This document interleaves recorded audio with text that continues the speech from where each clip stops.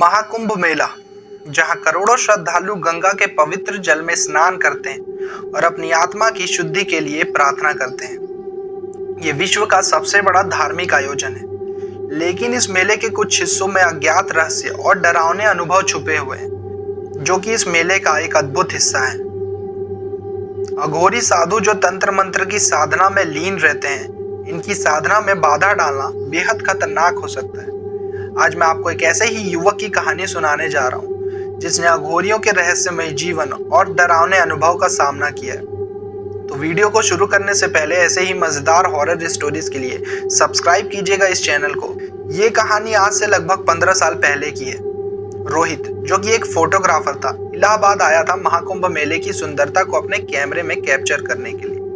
वो गंगा घाट पर भक्तों की भीड़ और साधुओं के तप को अपने कैमरे में रिकॉर्ड कर रहा था।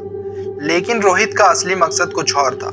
उसने बचपन से ही अघोरियों के जीवन के बारे में एक रहस्यमय और डरावनी कहानियां सुनी थी।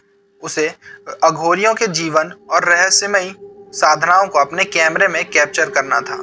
रोहित के जो दोस्त थे और वहां के स्थानीय गाइड रोहित को काफी चेतावनी दे रहे थे कि अघोरी साधु इंसानों से अलग होते हैं और उनकी साधना में बाधा डालना बेहद खतरनाक हो सकता है। लेकिन रोहित की जिज्ञासा उस हर चेतावनी को अनसुना कर रही थी जो उसके दोस्त और गाइड दे रहे थे। उसने एक रात ठान लिया कि वो अघोरियों के रहस्यमय जीवन को अपने कैमरे में कैप्चर करेगा और अपने कैमरे और टॉर्च के साथ रात को निकल पड़ा। एक दिन रोहित को गंगा घाट पर एक बूढ़े व्यक्ति से बातचीत के दौरान पता चला कि गंगा घाट के किनारे सुनसान जगह पर अघोरी साधु तंत्र मंत्र और साधना करते हैं। उस बूढ़े व्यक्ति ने भी रोहित को काफी बार चेतावनी दी कि बेटा, उन जगहों पर जाना काफी खतरनाक हो सकता है। लेकिन रोहित की जिज्ञासा उसे वहां जाने पर मजबूर कर रही थी। उस बूढ़े व्यक्ति ने रोहित को काफी बार चेतावनी दी कि बेटा, उस जगह पर जाना काफी खतरनाक हो सकता है। अघोरी साधु अपने देह पर राख लपेटकर अंधेरे में रहकर तंत्र मंत्र करते हैं। उनकी साधना में खलल डालना बेहद खतरनाक हो सकता है। लेकिन रोहित का जुनून उसे आगे बढ़ने पर मजबूर कर रहा था। वे अपने कैमरे और टॉर्च के साथ आगे निकल पड़ा। रात का समय था, चारों तरफ काफी अंधेरा था। रोहित उस सुनसान घाट की ओर धीरे धीरे बढ़ रहा था। रास्ते में उसे राख और इंसानों की खोपड़ियां दिखी। काफी डरावना माहौल था, लेकिन रोहित की जिज्ञासा उसे आगे बढ़ने पर मजबूर कर रही थी। थोड़ी दूर चलने पर उसे आग की एक लौ दिखी। वह धीरे धीरे उस दिशा में आगे बढ़ता जा रहा था। थोड़ी दूर चलने के बाद एक सुनसान जगह पर काफी अंधेरा था और वहां पर अघोरी जोर जोर से तंत्र मंत्र कर रहे थे। उनके तंत्र मंत्र की आवाज मानो एक डरावनी गीत हो। रोहित काफी डर गया था। उसने अपने कैमरा निकाला और अघोरियों को शूट करने लगा। रोहित छिपकर ये सब देख रहा था और उसने अपने कैमरे को निकालकर ये सब शूट करना चालू कर दिया। कुछ देर बाद एक अघोरी ने रोहित को देख लिया और उसकी चमकती आंखें रोहित पर ठहर गई। रोहित डर गया और वहां से भागने की कोशिश की। तभी दो अघोरियों ने रोहित को पकड़ लिया।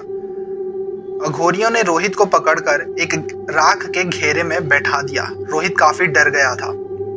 अघोरियों के आंख में काफी गुस्सा दिख रहा था। अघोरियों ने रोहित से कहा, तुमने हमारी साधना को भंग करने की कोशिश की है। रोहित काफी डर गया था और माफी मांगने लगा और अघोरियों से बार बार कहने लगा कि मैं सिर्फ आप लोगों के जीवन को कैमरे में रिकॉर्ड करना चाहता था। लेकिन अघोरियों के आंखों में काफी गुस्सा दिख रहा था। वे उसे आग के पास लेकर आए और उसे एक घेरे में बैठा दिया और काफी गुस्से से कहा कि तुमने हमारी साधना भंग की है, तुमने हमारी साधना में खलल डालने की कोशिश की है। रोहित काफी डर गया था।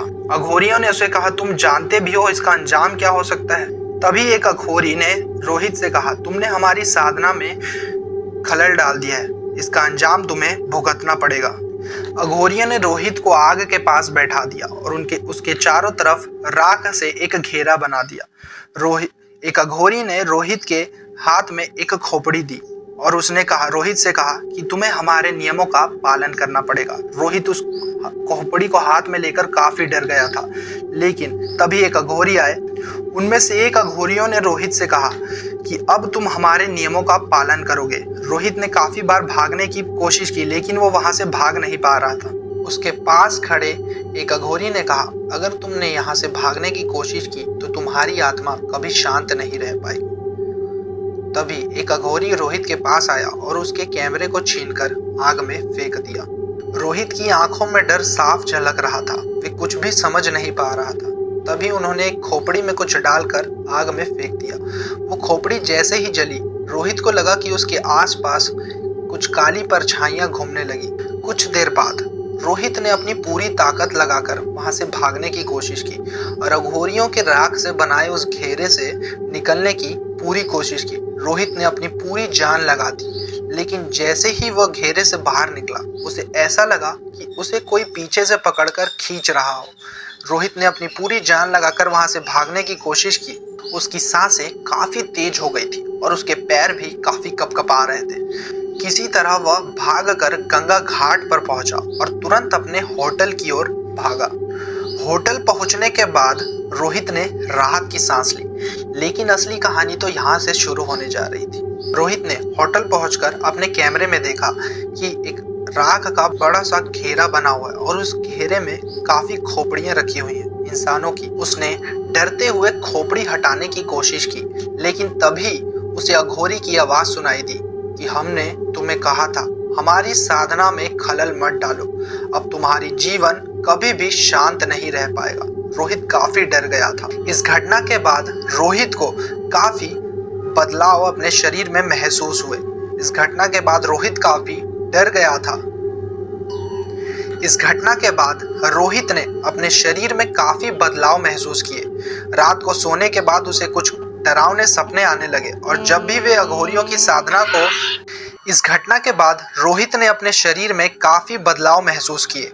रात को सोने के बाद उसे डरावने सपने आने लगे और कुछ दिनों में रोहित ने यह शहर छोड़ दिया। कहते हैं कि रोहित इस घटना के बाद फोटोग्राफी भी छोड़ दिया। रोहित पूरी तरह से बदल गया और एक साधारण जीवन जीने लगा। वे जब भी इस घटना को याद करता तो डर के मारे कांप उठता। कहते हैं कि इस घटना के बाद रोहित ने कभी फोटोग्राफी नहीं की।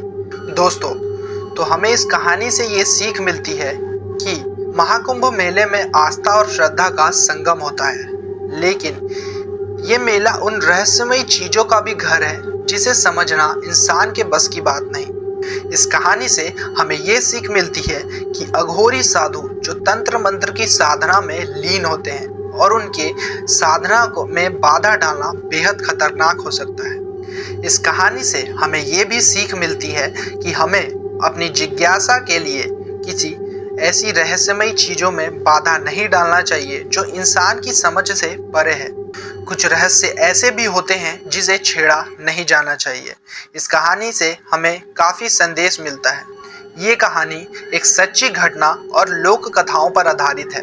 महाकुंभ मेला एक पवित्र स्थान है, लेकिन इस मेले के गहरे रहस्य को समझना कभी कभी भयावह हो सकता है। जल्दी मिलेंगे, तब तक के लिए थैंक यू।